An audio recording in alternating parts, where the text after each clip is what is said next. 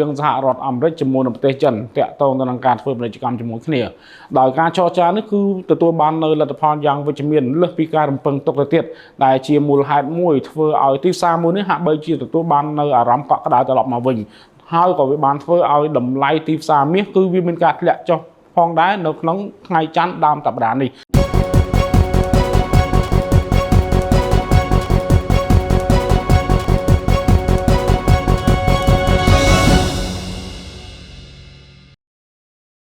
ឌឹបសួរបងប្អូនអរគ្នាជួបគ្នាជាថ្មីនៅក្នុងកម្មវិធីវិភាគព័ត៌មានប្រចាំថ្ងៃរបស់ក្រុមហ៊ុន GFG Investment ដោយជួបជាមួយនឹងខ្ញុំពុនណាន់នៅថ្ងៃទី27ដុល្លារ2025នេះខ្ញុំនឹងធ្វើការជម្រាបជូននៅព្រឹត្តិការណ៍ព័ត៌មានផ្សេងៗក៏ដូចជាបំរែបំរួលទៅលើតម្លៃទីផ្សារផងដែរបាទយើងចាប់អារម្មណ៍ជាមួយនឹងតម្លៃហាងឆេងមាសបើយើងពិនិត្យមើលទៅលើបំរែបំរួលហាងឆេងមាសកាលពីសប្តាហ៍មុនគឺឃើញថាវាមានការប្រែប្រួលខ្លាំងមែនទែនជាប្រវត្តិសាស្ត្រតែម្ដងបាទដោយកាលពីដើមសប្តាហ៍នៅក្នុងសប្តាហ៍មុនគឺវាមានការធ្លាក់ចុះរហូតដល់ទៅជាង$300ឯណោះនៅក្នុងមួយអោនគឺ$376នៅក្នុងមួយអោនដែលវាបានប្រែប្រួលហើយបើយើងគិតជាតម្លឹងគឺវាមានការធ្លាក់ចុះរហូតដល់ទៅជាង$400ឯណោះក្នុងមួយតម្លឹងគឺ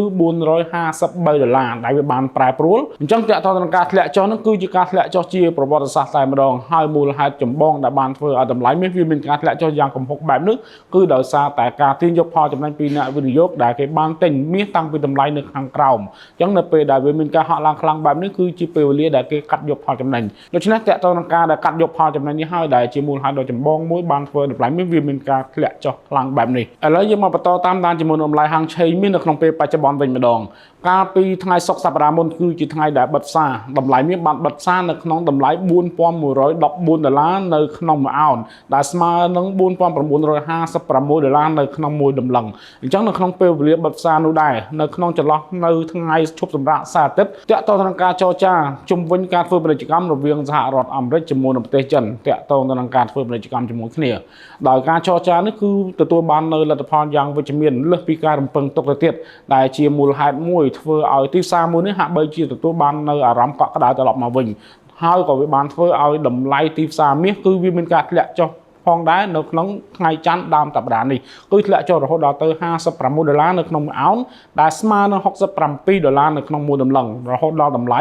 $4,058នៅក្នុងមួយអោនឬស្មើនឹង$4,889នៅក្នុងមួយតម្លឹងផងដែរខណៈដែលតម្លៃមាសនៅក្នុងពេលបច្ចុប្បន្នគឺស្ថិតនៅក្នុងតម្លៃ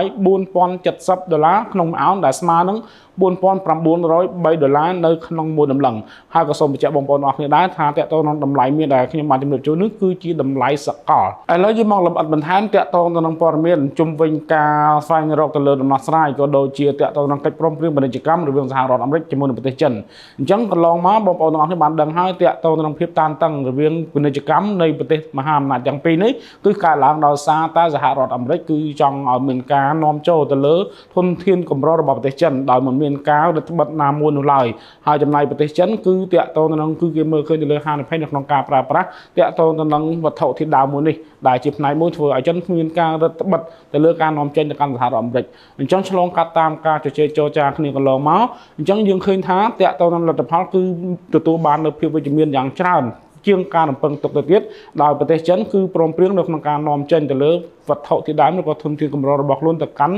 សហរដ្ឋអាមេរិកដោយមិនមានការត្រួតពិនិត្យឬក៏រដ្ឋបတ်ណាមួយនោះឡើយហើយចិនខ្លួនឯងក៏បានព្រមព្រៀងនៅក្នុងការនាំចូលវត្ថុធាតុដើមរបស់សហរដ្ឋអាមេរិកផងដែរគឺតាក់ទងទៅនឹងសណ្ដែករបស់សហរដ្ឋអាមេរិកដែលជា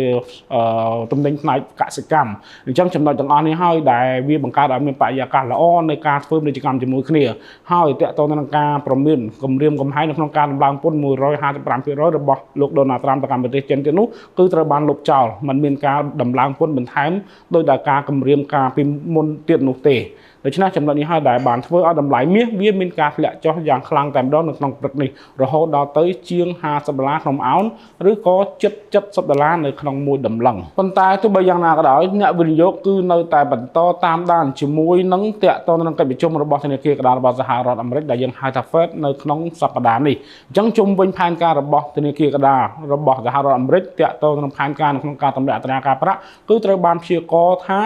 តាក់ទងនឹងការទម្លាក់នោះនឹងអាចនឹងអនុវត្តនៅក្នុងកិច្ចប្រជុំរបស់គេលើកនេះអញ្ចឹងបើសិនជាមានការទម្លាក់អត្រាការប្រាក់មែននោះអញ្ចឹងតម្លៃលុយដុល្លារវានឹងមានការធ្លាក់ចុះ ហើយតម្លៃមាសអាចនឹងមានការកើនឡើងដូច្នេះតើតើនឹងតម្លៃមាសនៅក្នុងពេលបច្ចុប្បន្នគឺស្ថិតនៅក្នុងតម្លៃមួយទាបអញ្ចឹងអាចជាឱកាសសម្រាប់បងប្អូនទាំងអស់គ្នាឬក៏វិនិយោគិននៅក្នុងការធ្វើការទិញវាឡើងដើម្បីទទួលបានផលចំណេញត្បិតតែទីផ្សារកំពុងតែប្រឈមជាមួយនឹងផែនការទម្លាក់អត្រាការប្រាក់របស់ Fed អរគុណបងប្អូនទាំងអស់គ្នាដែលបានទស្សនាវីដេអូនេះតាំងពីដើមរហូតដល់ចប់សម្រាប់ព័ត៌មានបន្ថែមក៏ដូចជាចំណេះដឹងផ្សេងៗទាក់ទងនឹងការវិនិយោគទៅលើទីផ្សារមួយនេះសូមកុំភ្លេចធ្វើការតាក់ទងមកកាន់ក្រុមការងារតាមរយៈលេខទូរស័ព្ទនិង page របស់ក្រុមហ៊ុនបាទសូមអរគុណសូមជម្រាបលា